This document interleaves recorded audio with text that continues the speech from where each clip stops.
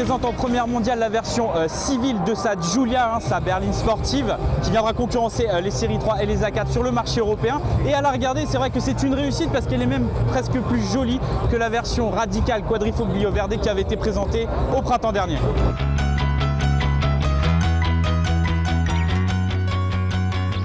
Alors s'il y a un thème où on attendait particulièrement Alfa Romeo, c'est celui de la qualité perçue des matériaux.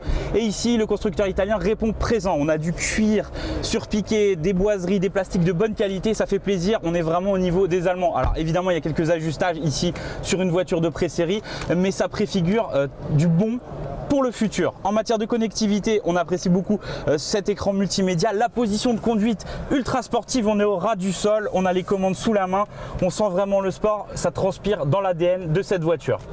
Ces versions seront équipées de motorisations diesel dont les puissances s'échelonnent de 150 à 180 chevaux. Vous aurez également disponible une boîte mécanique à 6 rapports ou une boîte automatique à 8 rapports. Une suspension pilotée est aussi proposée sur les versions haut de gamme, à savoir qu'une version 4 roues motrices, un moteur essence de 200 chevaux, une version de 280 chevaux feront leur apparition en fin d'année. La Giulia se distingue sur le marché par sa configuration. Elle a une répartition des masses idéale de 50% à l'avant, à l'arrière. Surtout un poids contenu pour le diesel de base, on compte 1300 kg sur la balance et surtout c'est une propulsion.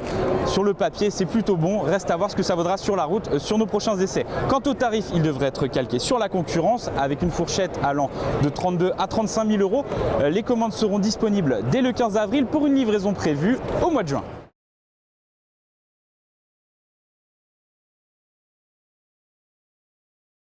Alors personnellement je suis sous le charme, je trouve qu'on a une jolie voiture, on a une propulsion, on a quelque chose de bien fini. Franchement, sur le papier, elle a tout pour s'illustrer sur le marché des berlines premium.